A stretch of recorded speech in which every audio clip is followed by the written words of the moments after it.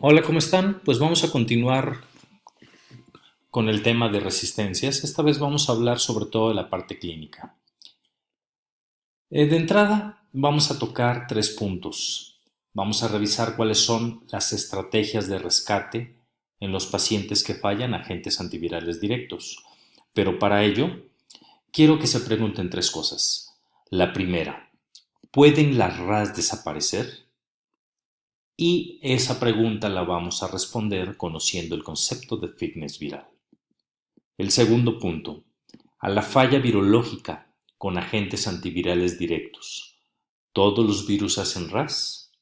Y esta la vamos a responder con el concepto de barrera genética.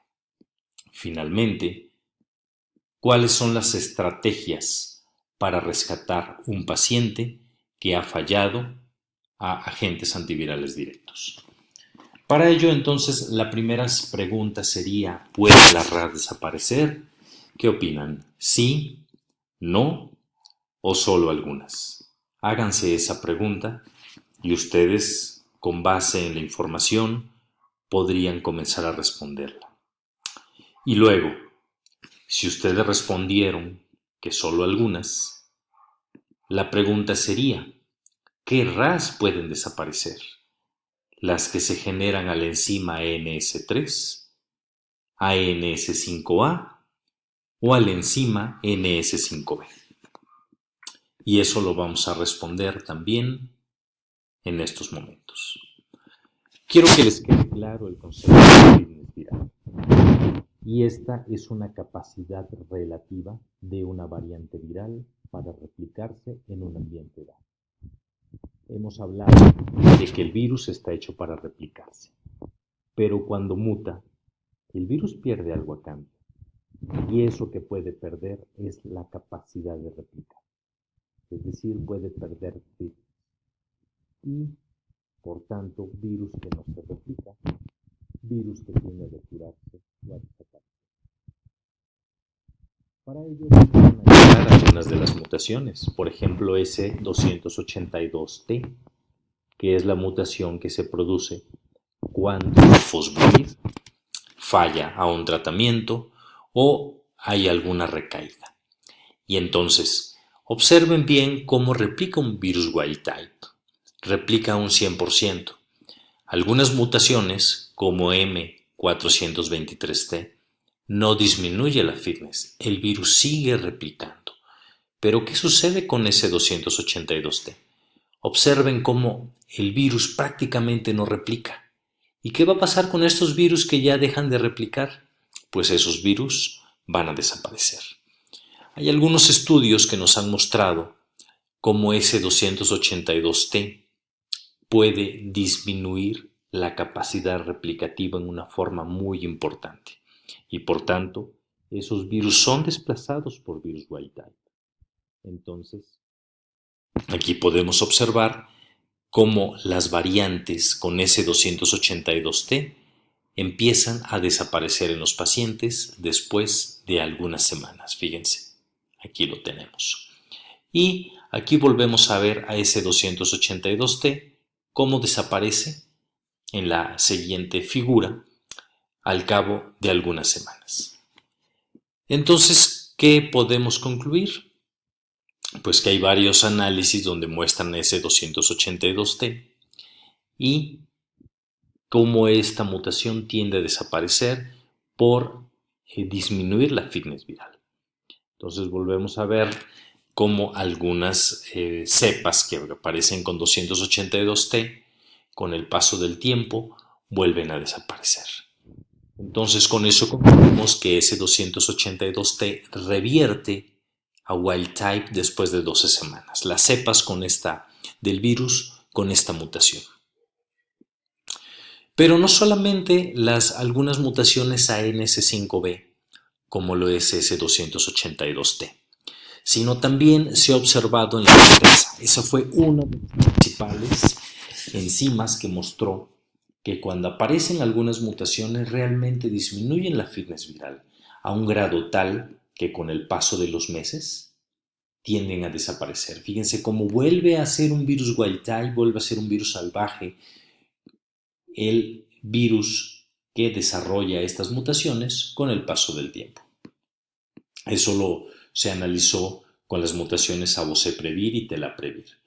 Y entonces, las RAS a inhibidores de proteasa, por ejemplo, las desarrolladas por boceprevir y telaprevir, tienden a desaparecer con el paso de los meses. No solamente las de boceprevir y telaprevir, se han mostrado que prácticamente la mayoría de las desarrolladas a inhibidores de proteasa tienden a desaparecer. Lo mismo sucede con cimeprevir y lo mismo sucede con paritaprevir. En cambio, tenemos unas que sí son un problema. Ya vimos que NS5B desaparecen, ya vimos que ANS3 desaparecen, pero ¿qué sucede con NS5A? NS5A es un problema porque estas normalmente no desaparecen y se asocian a resistencia, y uno de los primeros análisis del 2013 nos muestra que el esquema de daclatasvir a sunaprevir nos generó problemas porque esas mutaciones persistieron. Esas mutaciones se comenzaron a seguir al paso del tiempo en varios estudios, por ejemplo también en estudios de sofosbuvir con ledipasvir. Y cuando había alguna falla, bueno, las mutaciones NS5A desarrolladas por ledipasvir, ustedes pueden observar que del 100% pasaron 96 semanas de seguimiento y el 86% mantenía las mutaciones NS5A.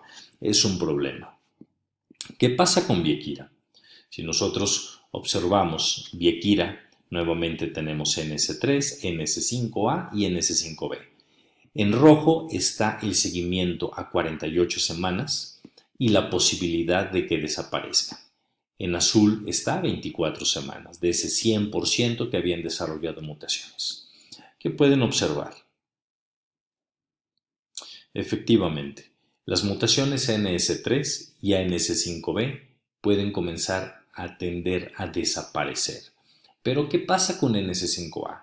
NS5A se mantiene, NS5A se va a mantener a pesar de que han pasado 48 semanas. Ahí vamos a tener las mutaciones a NS5A. Entonces la raza NS5A por Onvitasvir también persisten a través del tiempo. Ahora, como en todo, depende del tipo de mutación.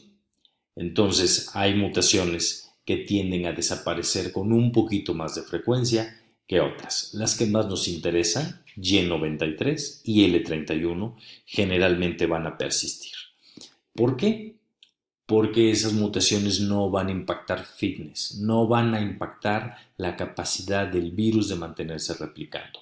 Y si no lo impactan, ese virus se sigue replicando a todo lo que da y la mutación va a persistir. Vamos a ver el segundo concepto, que es el concepto de barrera genética. La barrera genética es el número y tipo de cambio de nucleótidos requeridos para que un virus adquiera resistencia a un régimen antiviral. Es decir, si me desarrollo una raza y se vuelve resistente. Y entonces, ¿cuántas mutaciones necesito y qué tipo de mutaciones necesito para que ese virus se vuelva resistente, para que se vuelva resistente al fármaco? Y a eso le denominamos barrera genética. Entonces, se han observado que tenemos 4 fármacos, NS5B nucleótidos, NS5A, NS3 y NS5B no nucleócidos. Y recuerden, normalmente el NS5B tiene una muy buena barrera a la resistencia. NS5A es de leve a moderada, NS3 es moderada y NS5B es baja. Entonces también de eso depende de que el fármaco pueda fallar con la producción de RAS. Hay unas mutaciones que van a aparecer con mayor frecuencia y otras que es muy rara que aparezcan. Por ejemplo, S282T es una mutación que es muy difícil que aparezca para sofosbuvir. ¿Por qué? Debido a que sofosbuvir es un fármaco robusto para fallar al tratamiento. Entonces, en este análisis, por ejemplo, de 1.645 pacientes tratados en estudios de fase 2 y 3, solamente un paciente desarrolló falla al tratamiento. Entonces ese es un dato que está a favor de la buena barrera genética de sofosbuvir. Por otro lado, tenemos NS5A y los inhibidores de NS5A, habíamos dicho, generalmente tienen una barrera genética baja. ¿Y eso por qué? Porque vean, de los pacientes, del 84 pacientes que no tenían RAS a NS5A, si ustedes se fijan, después de la falla, el 99% desarrolló la presencia de algún tipo de RAS. ¿Sí? Son mutaciones que aparecen con mayor facilidad. ¿Qué hay de los inhibidores de proteasa? Dijimos que tenían una barrera genética moderada y a la falla encontramos que la mitad aproximadamente pueden hacer alguna mutación. Por eso es que hablamos de una barrera genética moderada para inhibidores de proteasa. Entonces, una vez visto esto, ya sabemos por qué algunas mutaciones pueden desaparecer y que también es más complicado que aparezcan algunas mutaciones. Ahora, ¿con qué vamos a rescatar a los pacientes? Y eso lo vamos a ver en el último video. Muchísimas gracias.